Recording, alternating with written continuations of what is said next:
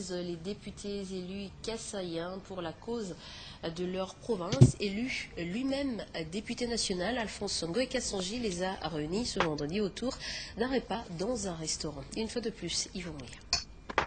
Partager un repas et parler de leur cher Kasaï oriental.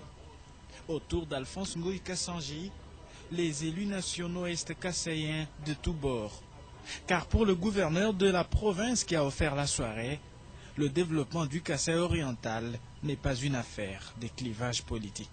Certainement que chacun de nous peut avoir une couleur politique, ainsi de suite. Mais quand on est ensemble, on est tous collègues. Tous, on a un rôle à jouer. C'est plaider la cause de notre population. Donc voilà pourquoi on a été élu. Pour ce soir, je n'ai pas beaucoup de discours à faire. Tout simplement, vous inviter à partager ce repas. C'est un repas de l'unité kassaïenne. Partager en famille, une initiative qui a réjoui les députés est-kassaïens. Nous encourageons les initiatives de ce genre. Il est vrai que nous sommes d'origines politiques différentes, mais il y a toujours ce que moi j'appelle un fond commun kassaïen qui nous lie nous tous.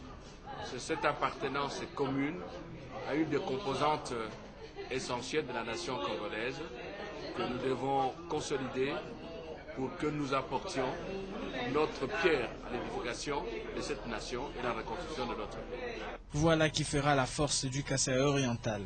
En les réunissant ainsi, Alphonse Ngoï Kassangi tenait à une chose, que tous plaident convenablement la cause du Kasaï oriental à l'Assemblée nationale. Et le président du comité de pilotage d'organisation du 14e sommet de la francophonie Kinshasa 2012 a eu une séance de travail ce samedi avec les ambassadeurs des pays membres de la francophonie. Raymond Tshibanda leur a présenté l'état d'avancement des préparatifs et tout se déroule bien. C'est un reportage signé Elvis Ngwala.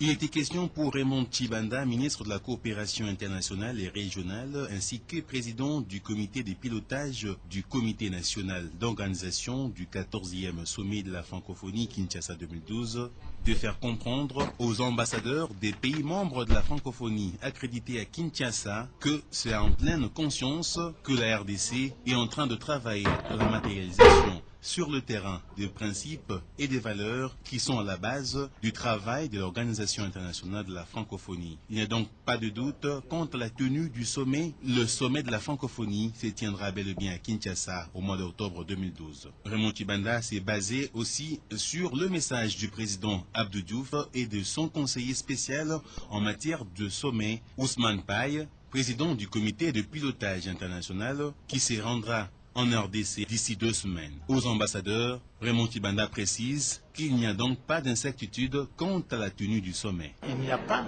d'incertitude quant à la tenue du sommet.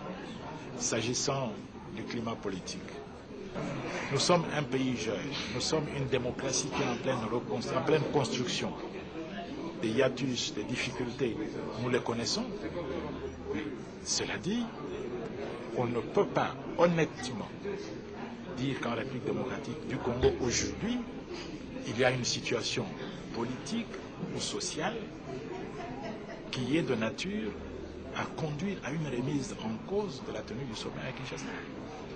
Donc je pense que nous devons faire la part des choses entre les bruits qu'on entend à gauche, à droite et la réalité. Ont aussi pris part à ce dîner de travail les membres du comité de pilotage national ainsi que le comité exécutif du 14e sommet de la francophonie Kinshasa 2012. Ça se constate, les préparatifs du 14e sommet vont bon train. Et cette nouvelle qui vient de nous parvenir, Eric Joyce, membre du Parlement britannique et président de la commission sur les pays des Grands Lacs africains, qui vient de perdre son mandat des députés pour des problèmes de délinquance sexuelle et d'ivrognerie publique. Il s'est livré à un pugilat dans un bar du palais de Westminster, déshonorant ainsi son mandat de député. Cela signale la fin de la carrière politique de celui qui se voulait donneur de leçons aux dirigeants africains. Je vous le disais en titre, l'Office congolais de contrôle a procédé à la destruction des lots des maïs impropres à la consommation que ses agents commis au poste de Lufu dans la province du Bas-Congo ont saisi des maïs qui viennent de l'Amérique latine via l'Angola, et l'opération s'est déroulée ce jeudi dans la rivière Kwilu, toujours dans cette province du Bas-Congo, après avoir obtenu bien sûr l'autorisation de destruction du parquet de Mbanza-Ngungu. Mamie Matoné nous en parle. Après plus de 20 jours, depuis que les agents de l'OCC ont mis la main sur une cargaison de sacs de maïs avariés au poste de Lufu dans le Bas-Congo, ces derniers ont enfin obtenu du parquet de Mbanza-Ngungu une autorisation pour la destruction des ce lot. Pour ce faire, une forte délégation composée de l'administrateur du territoire de Songololo, du substitut du procureur près le parquet de Mbanza-Ngungu, du chef d'agence de l'OCC Lukula, des officiers locaux de la police et de l'ANR s'est rendue ce jeudi à la rivière Kwilu, à 25 km de Lukula, où toute la cargaison de 2840 sacs a été déversée après l'avoir dépouillée de tous les emballages. Le chef d'agence de l'OCC Lukula s'en réjouit. N'eût été la vigilance de l'inspecteur de l'OCC, en ce moment, nous aurons parlé d'une épidémie, sans le vouloir et sans le savoir. À ces vaillants travailleurs, je leur dis seulement merci, merci, parce qu'ils ont aidé, ils ont sauvé cette population congolaise au désastre. Cette opération n'a pas laissé indifférent l'administrateur du territoire de Songololo. C'est un motif de fierté, parce qu'il est inconcevable que les commerçants puissent livrer à la population des marchandises impropres. Et je suis très content parce que la frontière par laquelle les marchandises ont été saisies se trouve bel et bien dans mon territoire. L'OCC doit prendre au sérieux cette opération pour encourager les inspecteurs qui y travaillent, leur doter des moyens appropriés afin que pour les jours à venir, qu'ils soient encore plus efficaces. La santé n'a pas de prix du temps. En posant cet acte, l'OCC vient de sauver plusieurs vies, et ce, malgré la suppression des frais de contrôle aux frontières par le gouvernement.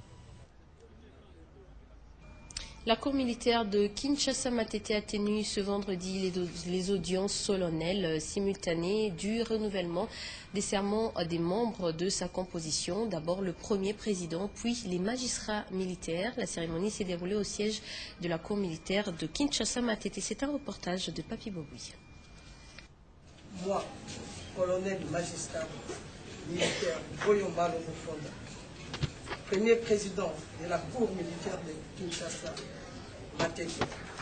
Première femme à occuper des hautes fonctions au sein de la justice militaire au Congo, le colonel magistrat Mboyo Malo Bofenda a juré fidélité aux lois de la République démocratique du Congo.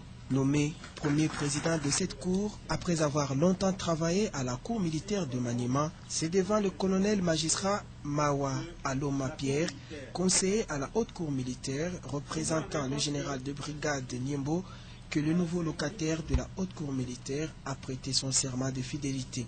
Et comme l'exige la tradition, le premier président de la cour, assermenté, a reçu à son tour les serments des deux autres magistrats militaires en qualité de conseillers à la cour militaire de Kinshasa-Matete. Il faut noter que plusieurs autres personnalités politiques et du corps judiciaire ont pris part à cette cérémonie du renouvellement des serments des membres qui composent la haute cour militaire. Les étudiants finalistes de l'université de Kinshasa sont passés outre la décision du recteur de l'UNIKIN interdisant la cérémonie de collation des grades académiques pour la deuxième session ce samedi. Ces étudiants ont organisé la leur. Une fois de plus, Papi Boboui.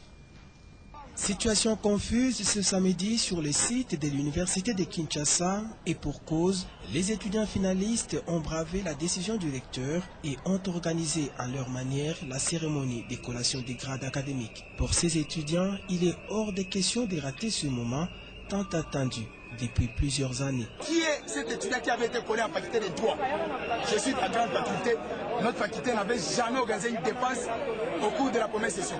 Nos dépenses ont été organisées après cette soi-disant collation qui n'a eu à faire qu'à des DS et des professeurs. Nous, les étudiants, n'avons jamais été collés. La première collation officielle pour les étudiants, c'est aujourd'hui. Il n'a jamais eu de collation officielle ici à l'université de Kinshasa. C'était la première collation de grade. Nous n'avons jamais fini la première session avant que cette collation se passe. Et la collation de grade officielle, c'est aujourd'hui. Ils nous ont privé ces droits fondamentaux. L'université de Kinshasa justifie cette interdiction par le fait qu'il y a déjà eu collation des grades lors de la première session. Blaise Matoko est coordonnateur des étudiants. La collation, conformément au texte, c'est à la première session. Et cela ne dépend pas parce qu'il fallait avoir 1000 personnes ou 2000 personnes. Non, même s'il y a une personne qui a réussi la première session, cette personne a le droit d'être collée. Et donc, pour l'instant, il n'est pas permis qu'on puisse coller les étudiants en deuxième session. C'est conformément aux instructions du ministère de tutelle. Interdiction ou non, pour les étudiants, l'essentiel a été fait. La toge a été portée, les familles ont été conviées à la fête. Fini donc la vie estudiantine. Les plus durs ne fait que commencer.